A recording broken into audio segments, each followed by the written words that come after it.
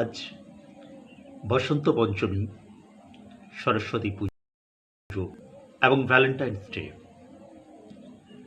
দুটো প্রিয় দিন আমাদের সবার কাছে। এই প্রিয় দিনই প্রিয় কবির কবিতা।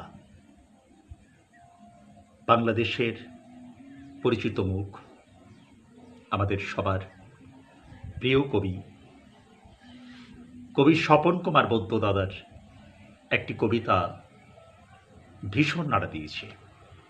ওনার বেশ কয়েকটি কবিতা আমার আবৃত্তি করার ইচ্ছে রয়েছে।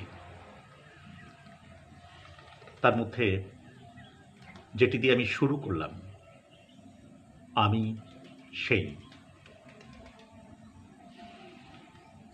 সেই তোমার মুছে যাওয়া প্রেম। পৃথিবীর জটিল মানচিত্র থেকে যেথায় নিজের পরিচয় লুকিয়ে রেখে দিনের পর দিন আত্মগোপনে থাকি, আমি সেই মুছে যাওয়া স্মৃতি, যাকে তলিত মথিত করে জীবনের মাঝ পথে ছুঁড়ে ফেলেছ তুমি।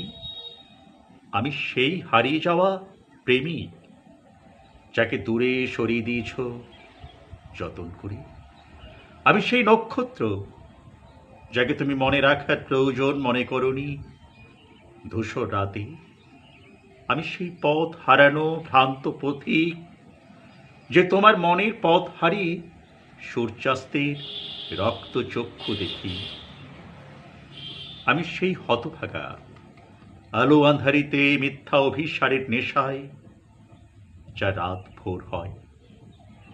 আমি সেই তোমার নষ্ট ভালোবাসা, যাকে একসময় বুকে লালন করেও ফু মেরে উড়িয়ে দিয়েছ সন্ধ্যার বুনো হাঁসের মতো।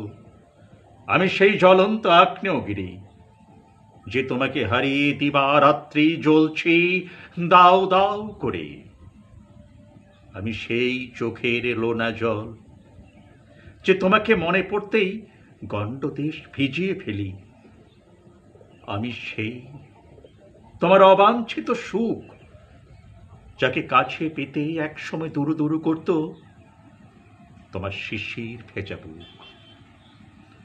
খুব সুন্দর কবিতা, সাবলীল কবিতা, বিরহের কবিতা।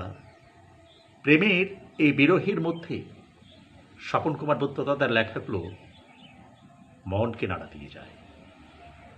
ধন্যবাদ, সবাই ভালো থাকবেন, আবারও আসবো।